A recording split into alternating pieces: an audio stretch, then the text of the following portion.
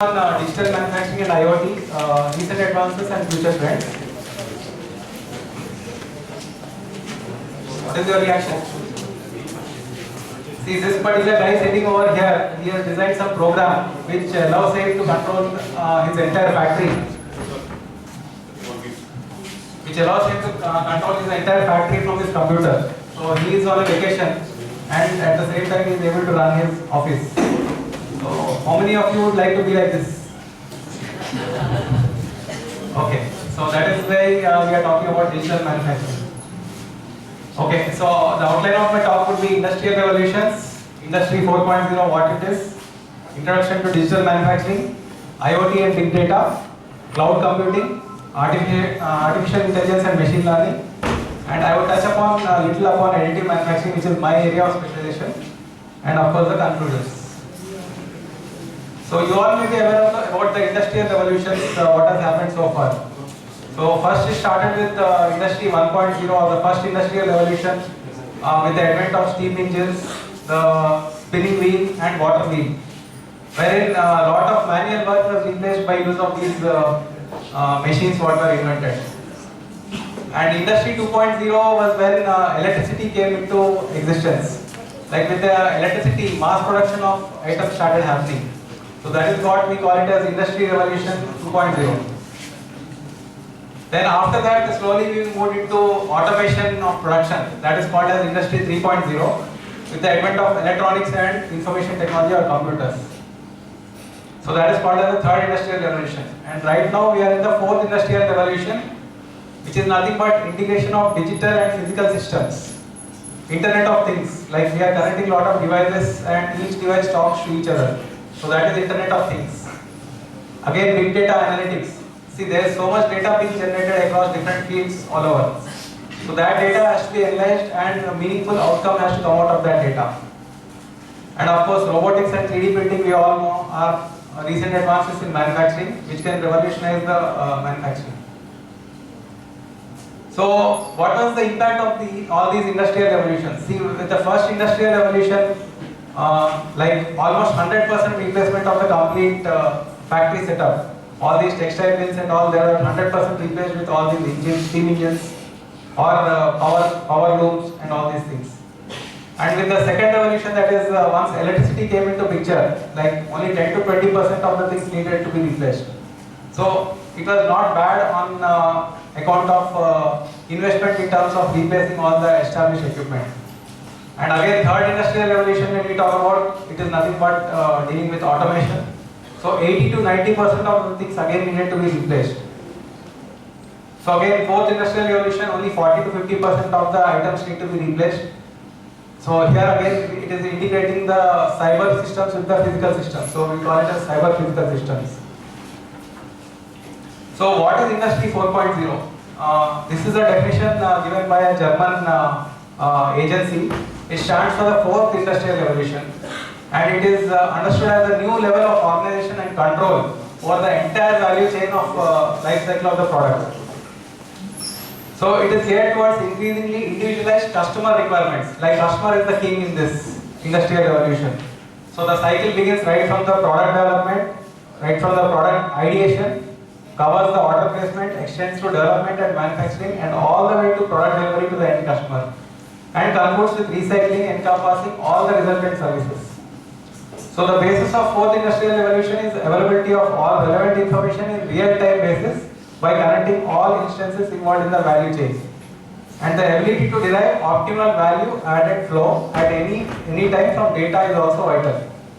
The connection of people, things and systems creates a dynamic and self-organizing, real-time optimized value added connections within and across different companies.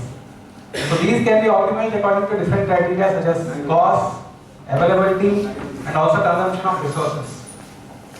So that is the definition of Industry 4.0. Anyway, I will be sharing this presentation with you all, so you need not worry about writing it down. So coming to the environment of Industry 4.0, it includes Internet. It includes Internet of Things,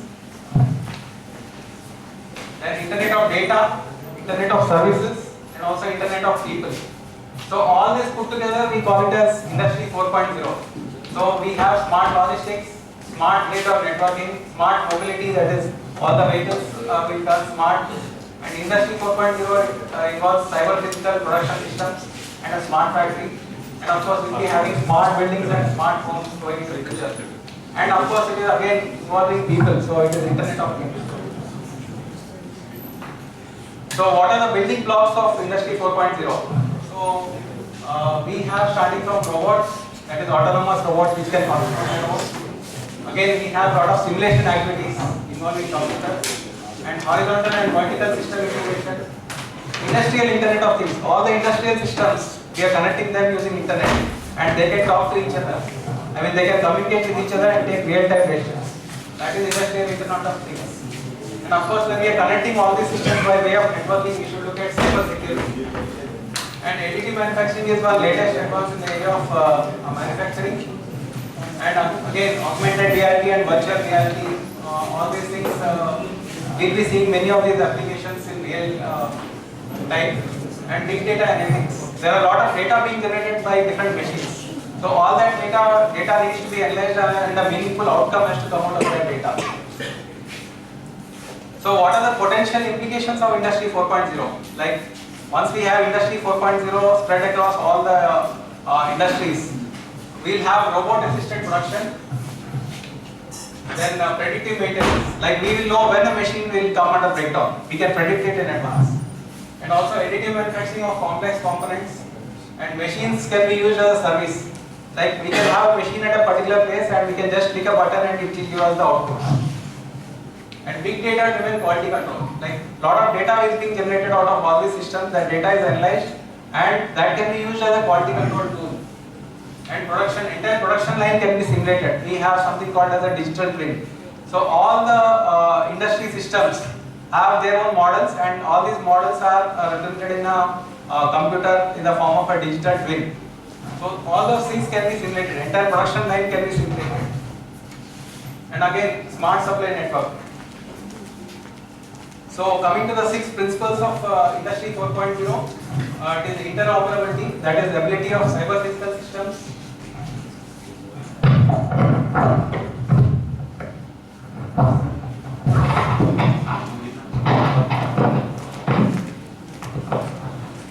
Yeah, so it is interoperability is the ability of cyber physical systems, humans and smart factories to connect and communicate with each other via Internet of Things or Internet of Services.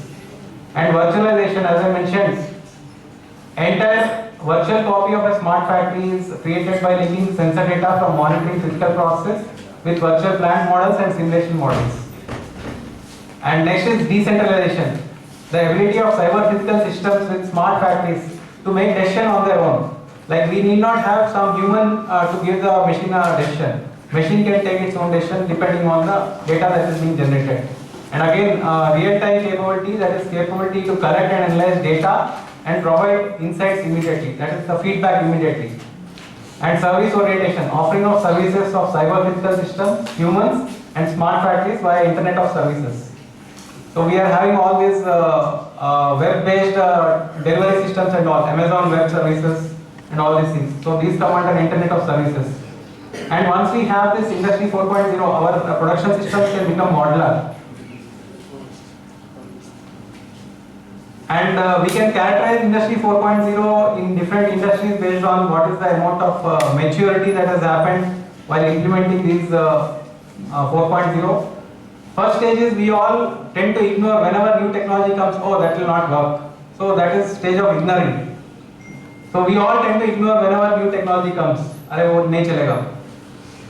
So next one is exploring. Okay, somebody says no, it is working good. So why don't we try? So we are exploring.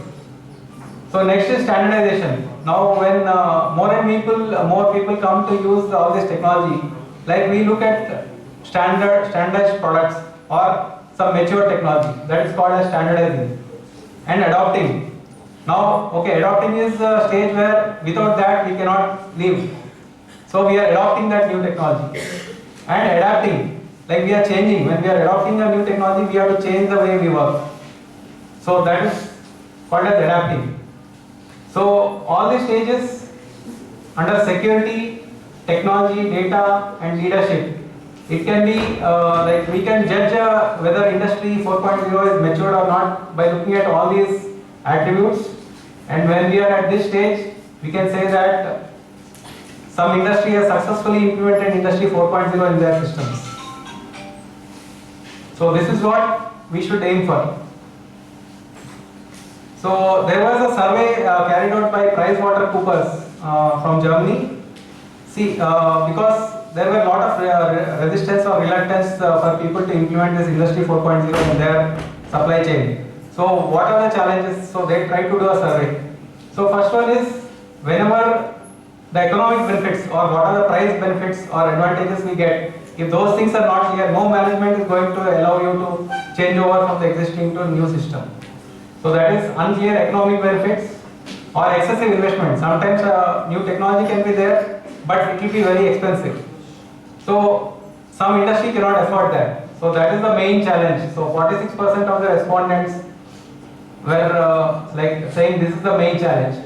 Next one is insufficient qualification of employees. So it is like all the employees who are working in the industry, they should be aware of the latest technologies and latest advancements in their respective area. And they should be trained in that emerging areas. So presently that is one of the main challenge that is being faced. And again, lack of standards or regulation and forms of certification and unclear legal situation concerning use of data. Because once industry 4.0 has to be implemented, you are collecting lot of data and using data from everywhere. So somebody can say like, why you are using my data? You are not supposed to use my data. My data is my like asset. You cannot use my data.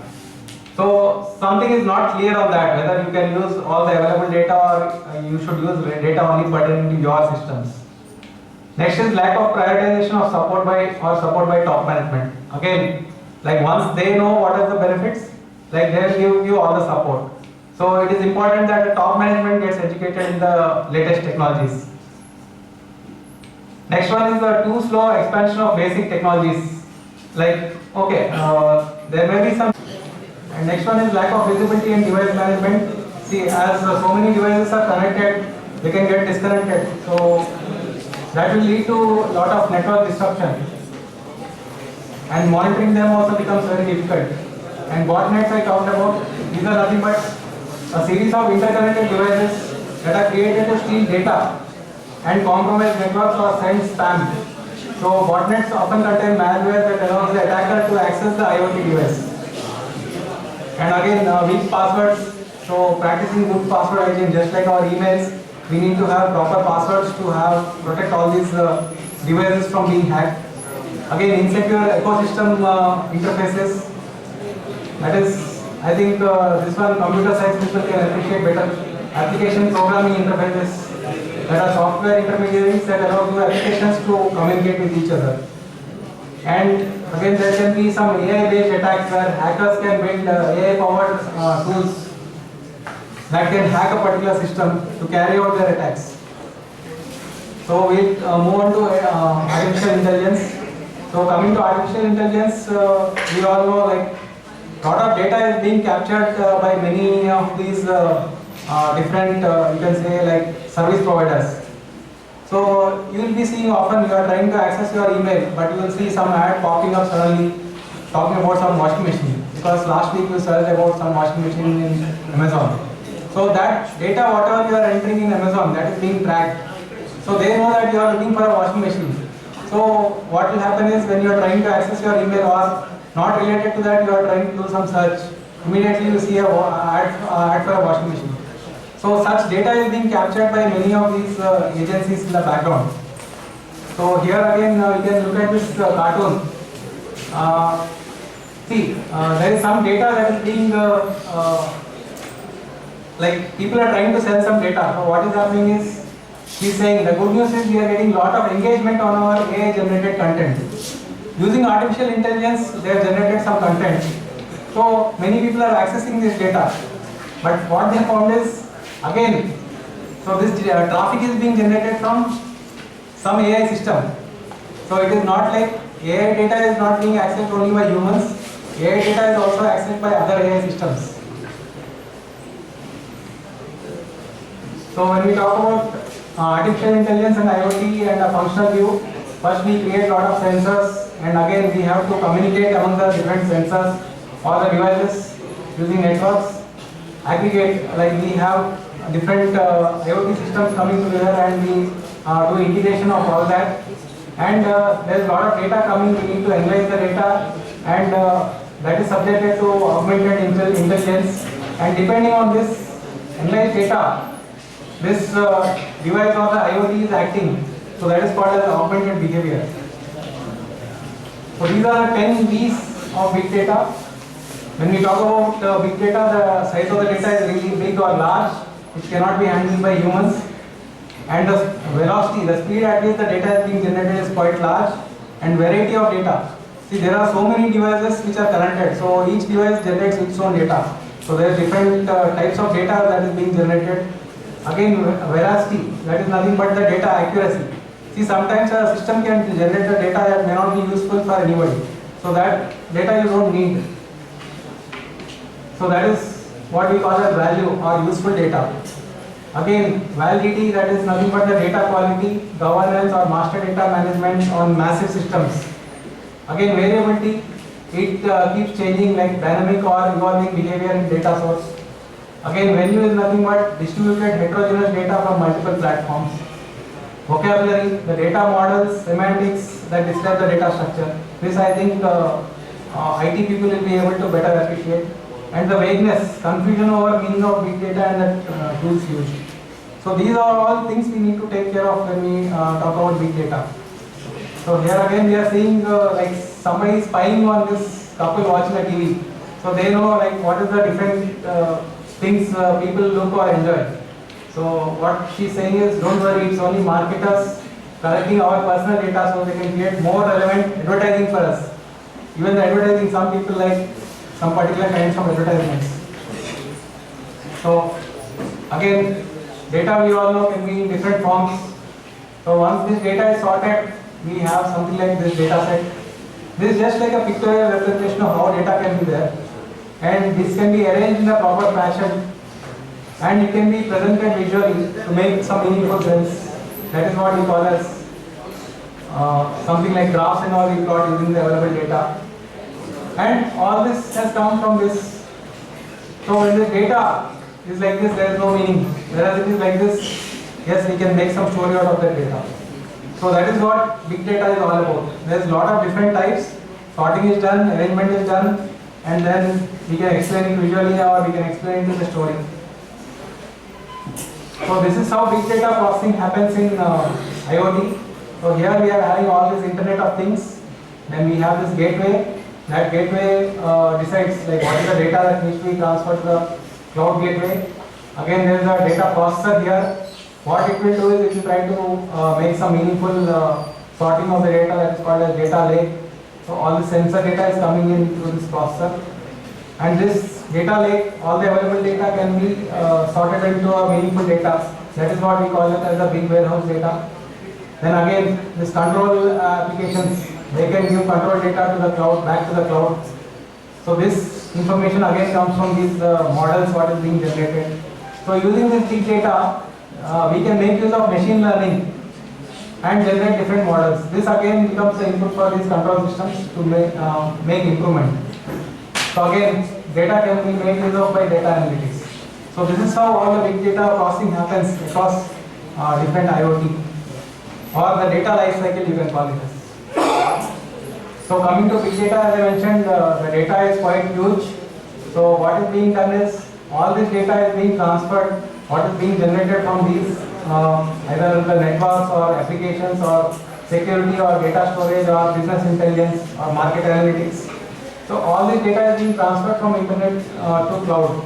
So cloud computing, it delivers services mainly as data storage or security or networking, again software applications and business intelligence via internet. Again, we need to pay for it. So that's what we call it as on subscription basis.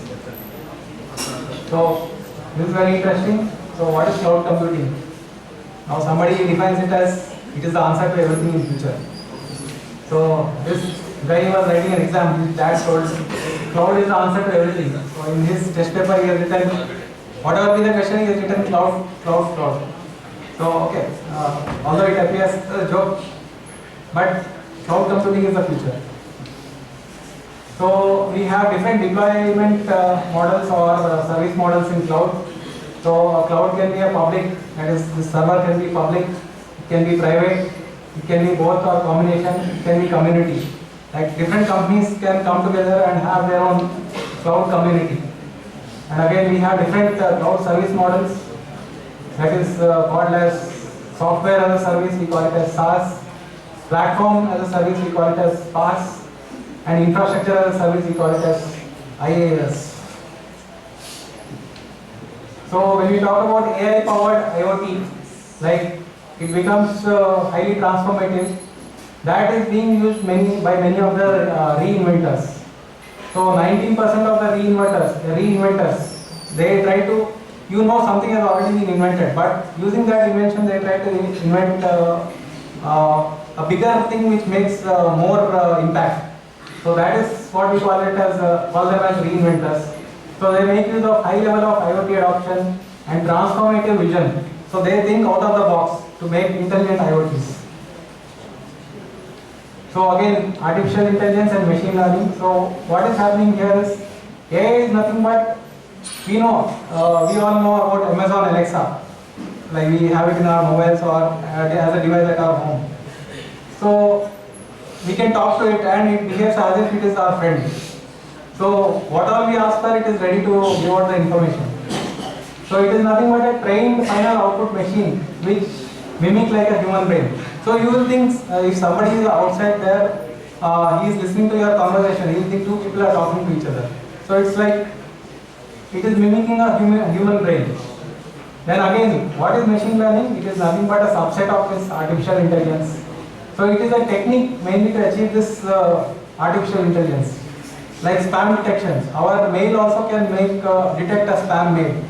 So that is making use of machine learning, which is nothing but again a subset of artificial intelligence. Now, what we have seen is almost all the startups in the country, in India especially, like they are using extensively AI and ML to drive their growth. So startup ecosystems, they have been nourished with the advent of technology and given rise to more evolved business processes. Like all these startups, they look at some innovative business model which they try to make use of all the available technology and try to give value to the customer.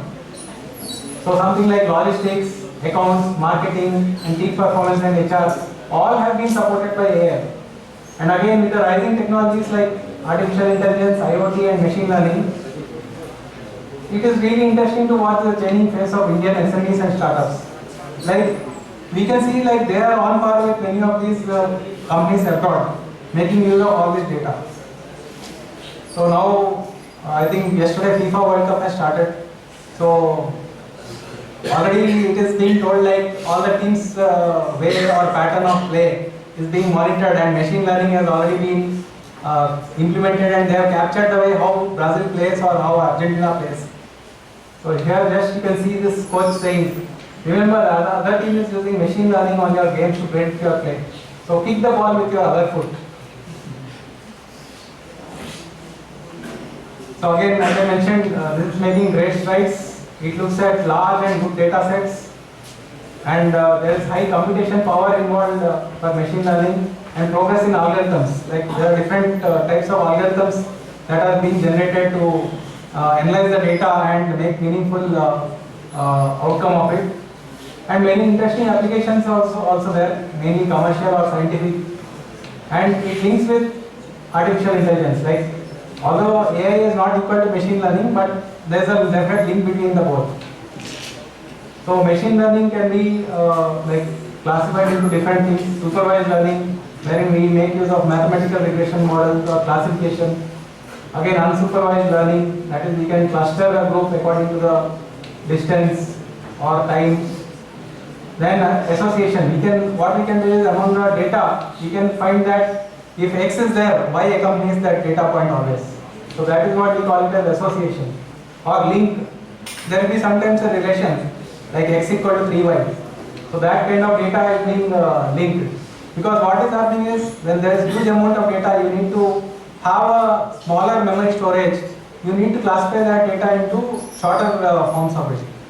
So you make use of either association or linking or data reduction, and again reinforcement learning. We look into this. Again, machine learning, whether it will always succeed? No. It may not succeed because problem may be there in the beginning itself. See, when you are asking a wrong question, of course the result will be wrong. I mean, it is not relevant. And you are trying to solve the wrong problem. Many times it so happens is you will not understand the problem and you are spending your time and energy in solving the wrong problem. And sometimes for machine learning and all, you need to have huge data. And when this data is not enough, you are having only 10 data points. That is not sufficient for a machine learning. If you use that, the machine learning model will fail. Again, having too much data. You are having enormous data. That is also a problem because there will be a lot of unrelevant data in that, which will lead to the misleading of the machine learning model. So that is where again it can fail. And hiring the wrong people, like whoever is not trained in machine learning, if you make him sit and make him in charge of some data, and you ask him, I want this data, he will give you something, but it may not be really correct or it may not be really useful. Again, using the wrong tools and not having the right model. You need to have right models to use this machine learning data and not having the right yardstick. So again, these are all different aspects, what and why of machine learning. You all know about this self-driving car from Tesla or chatbots in like all your financial software and all. You see, when you are trying to solve your problem, your credit card bill has been although you have paid, it has not been reflected. When you try to resolve that, it says you chat with this chatbot. So you can give the chatbot your questions and you can give that inputs saying I have paid the bill on so and so date. It verifies the background data and tries to solve your problem. That is what we call it as chatbot. And again, all these are like different process of applied machine learning.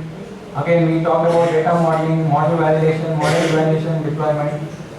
So again, we have a lot of things like communities, learning from experts.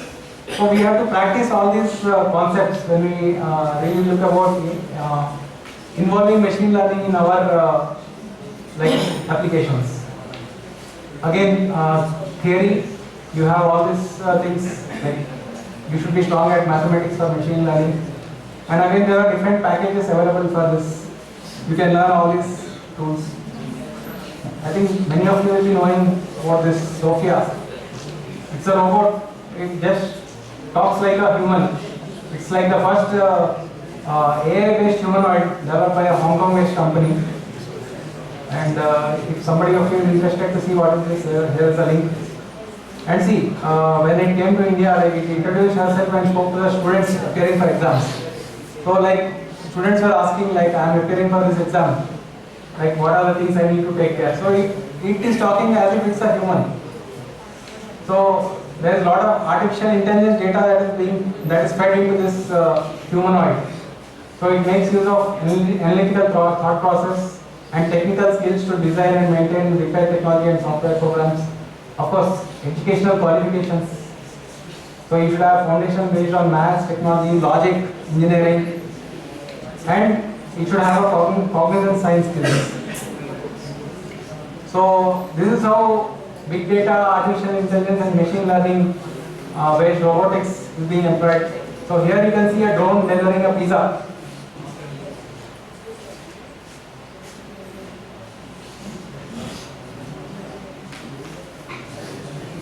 There is just a small clipping on how artificial intelligence, IoT and machine learning is implemented.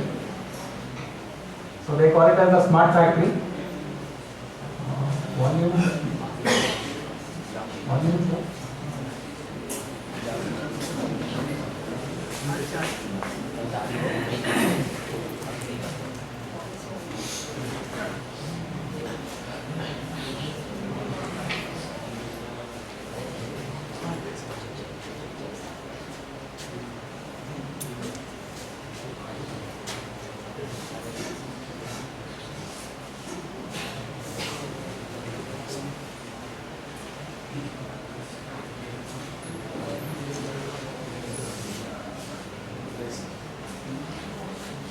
they are making use of lot of sensors.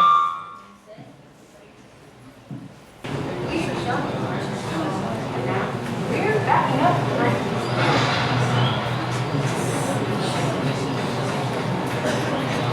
Smart factory's on. It's here. And we're ready to show you right now. 60,000 square feet of advanced manufacturing technology you can touch. Not a theoretical pie in the sky idea, not some showcasing thing. Tech and capabilities to transform the way you do business today. Through custom simulations of smart factory applications, you can test, explore, and learn from the latest innovations in manufacturing. Factory and network optimization, quality sensing and detection, workforce and warehouse efficiency, energy management, and more is happening here. And you can watch it all play out through an end-to-end industrial scale production line, a fully connected, cyber protected tech stack, and the factory operations command center. Hey, Spot, can you go check on your friend?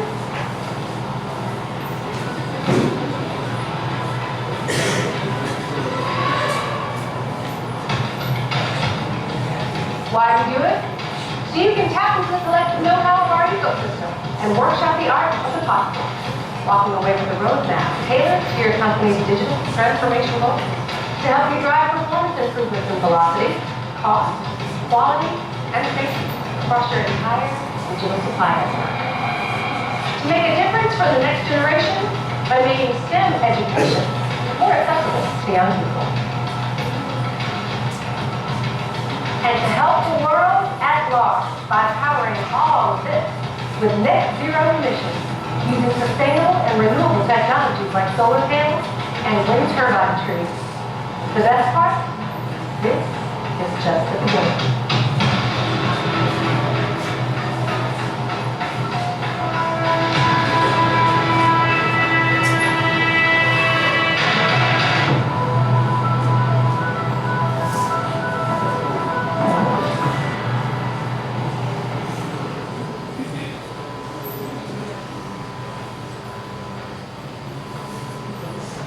Okay, so we move on to that. Now these are called as exponential technologies.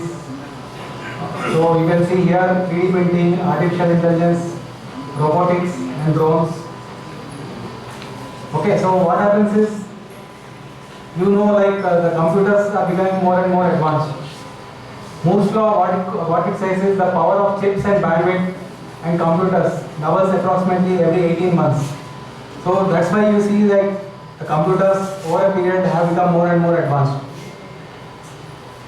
So all these technologies, they make use of computers for their capabilities. That's why all these technologies are becoming more and more advanced and exponential. So main example is 3D printing, and of course all other technologies what we discussed about. So we move on to additive manufacturing or 3D printing, which is nothing but a recent advancement in manufacturing. So when we talk about conventional manufacturing, what happens is, see, this is represented by conventional manufacturing. When we have less number of parts that need to be manufactured, conventional manufacturing, the cost is very high. Whereas when you have more and more numbers to be manufactured, the cost becomes very less.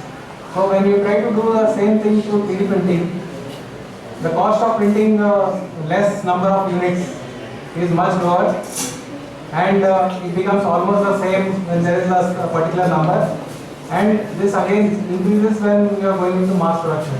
So we can look at 3D printing for printing lower quantities with a better price advantage. So what is 3D printing or additive manufacturing? It is nothing but the process of joining materials to make objects from 3D model data at what we call it as STL files, using layer upon layer as opposed to subtractive manufacturing technologies. So this is the standard definition given by ASTM F42 committee. So here we are adding material to create an object rather than removing material from stock. Normally we used to do by conventional machining. When design for manufacturing, we are moving on to manufacturing for design. When it gives design flexibility and easy to try out better and newer ideas without much cost implication. So these are all synonyms of 3D printing or additive manufacturing. So here we start with the CAD software. we generate the HTML file of a particular object that needs to be made.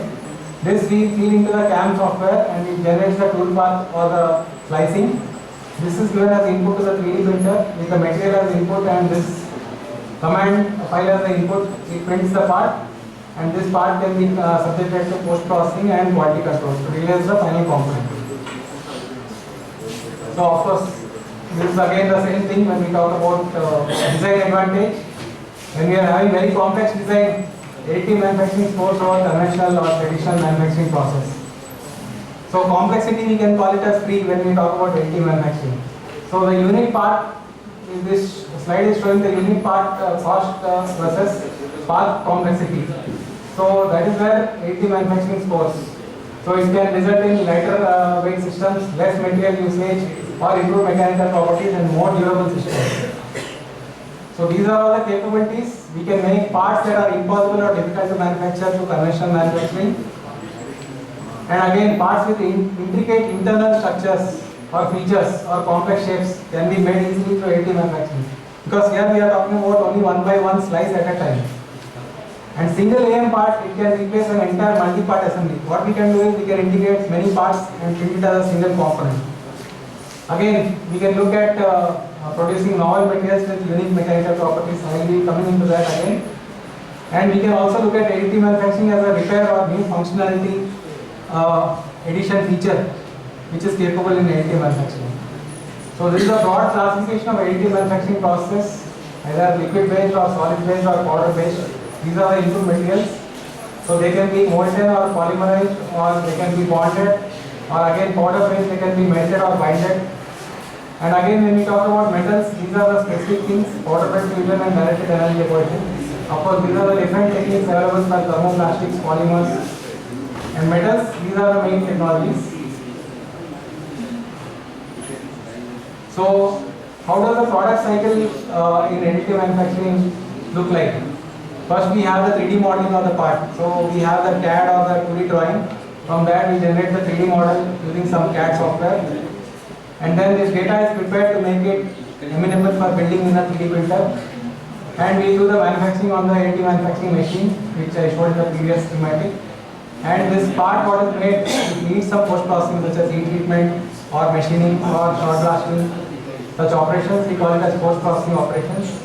Then we need to evaluate the part, mainly by carrying out non-destructive testing, either ultrasonic testing or X-ray radiography and fluorescent dye penetrant testing. And coming to the destructive testing, we can go for chemical composition analysis, microstructure, tensile testing in different directions. I will come to that. And fracture toughness, impact, because these are all the engineering properties which will look in different materials. So again, data security, this is not only for additive manufacturing. Wherever data is involved, this data security or these problems are there. So we need to have proper protection of this intellectual property. Anyway, these are not very unique to additive manufacturing, because I told, like when technology becomes more mature, all these problems will be coming. So these are the benefits of additive manufacturing. You can look at customization of parts, complexity as I mentioned, very highly complex parts can be made. There is no tooling required for making this. That is one advantage compared to conventional manufacturing. Of course, it is a sustainable and environmental friendly process.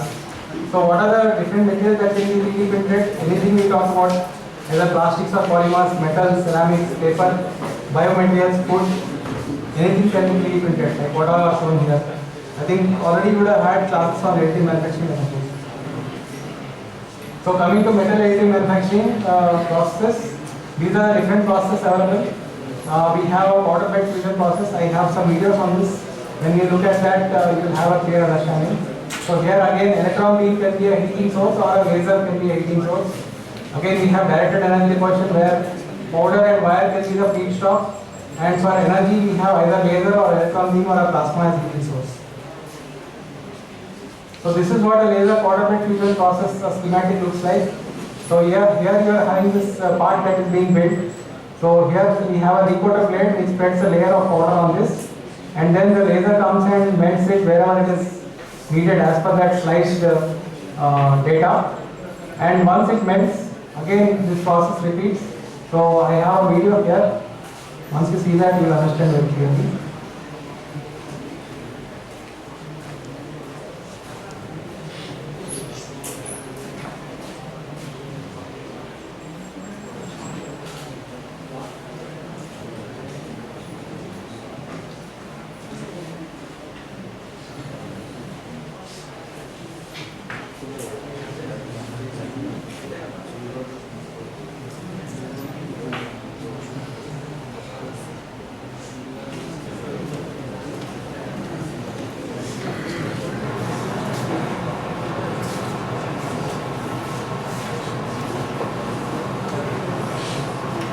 this is the recoater blade I was talking about in that schematic.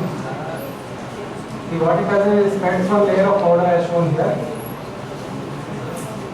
And wherever the part needs to be made,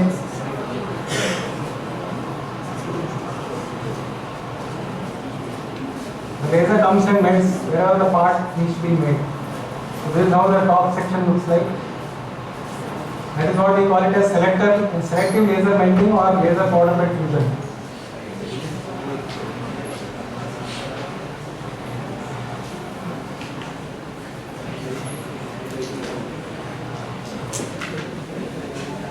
So we can have different laser scanning strategies.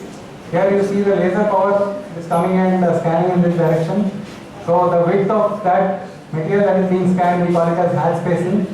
And speed at which this laser moves across this scanning direction is called the scanning speed. So these are the important parameters in laser powder bed fusion. So here we have a scanning strategy which is mostly employed by many laser powder bed fusion machines. Suppose this layer is scanned in this direction. The next layer is offset by around 67 degrees. So this is how that repetition of the process happens. And we have different laser scanning strategies.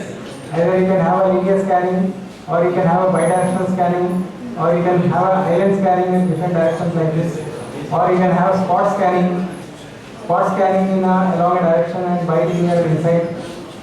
So again here you can have a contour scanning and a bidirectional scanning inside. You can have different variants. Again, this is nothing but it uses electron beam for melting the powder. So it is similar to laser powder bed fusion. Only thing is the heat source is electron beam here. It melts the powder wherever the STL files give the data to the machine. So here again we have a small clip.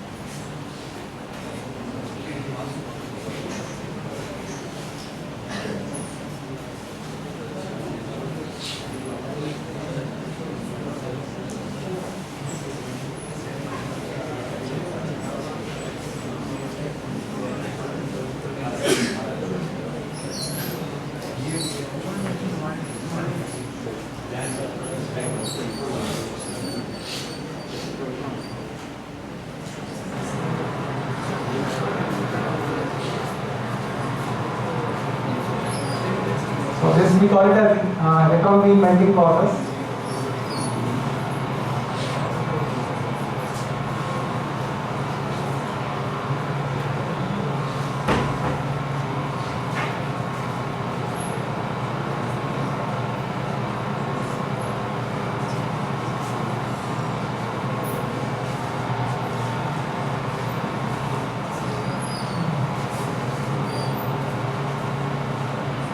Here again, this is a faster process compared to laser powder bed fusion because electron beam, the width of that beam and all is higher, so the productivity increases.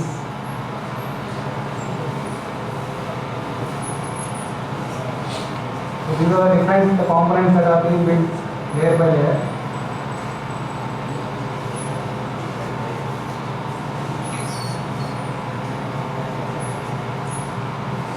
These are turbine blades that are being built in titanium element.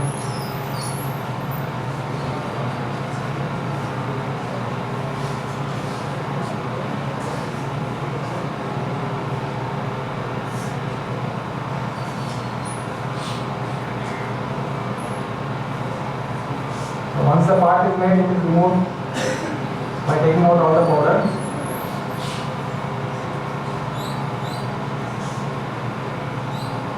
Powder can again be reused, so there is no loss of powder as such.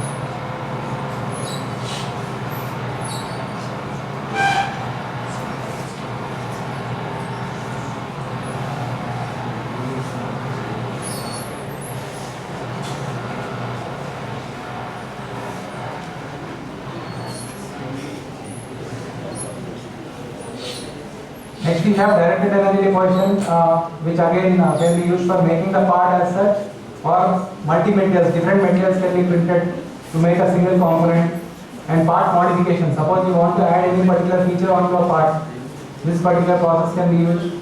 Or in case of this hip joints and all, you can have a special coating so that that muscle can come over this and bind properly. It can be used for repair and remodeling. So these are the different applications of directed energy reversal. So here again a small video is there. Anyway, here again energy of a laser is used to melt the powders. Only thing is the powders are being fed through this nozzles, and there is a laser beam coming coaxially. And this laser beam, when it interacts with the powder that is coming from these nozzles, melts here and gets deposited. So this is like a powder fed process. Other one what we had seen earlier was like a powder bed fusion process. So here again these machines are typically capable of making very large size parts as shown here. So components as high as 1 meter by 1 meter by 1800 millimeter can be made. And of course these make use of controlled atmosphere so that the powders don't get oxidized during melting.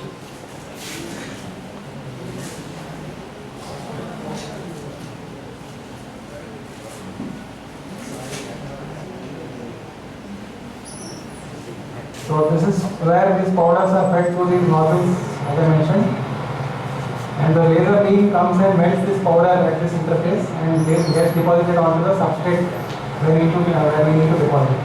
Again, this is a table having this 5-axis capability. It can rotate and tilt as well as move in 3-axis. And this part is being made by depositing always vertically.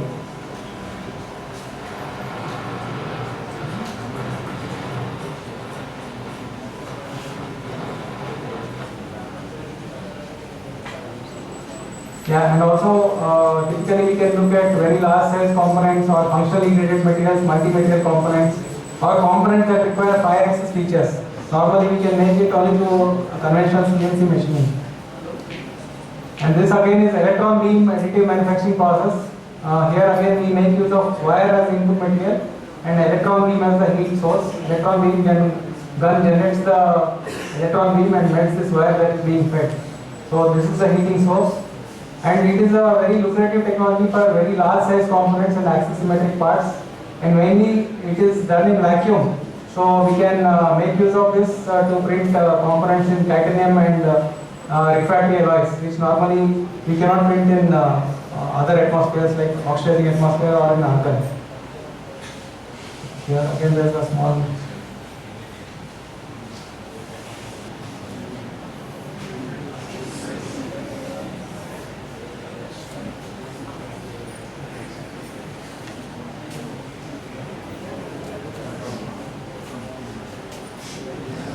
This is the part that needs to be made. So you can just have a look how it is being made. So this is the wire feeder, and electron beam comes and melts the wire and gets deposited onto the substrate, forming the part. And this part can be later on separated from the base plate. So this is that part that is being printed. So different materials, silicon, titanium, stainless steel, again tantalum, niobium kind of refractory materials can be printed. So this is an example of a dome, titanium dome that is being printed using a wire feeder, and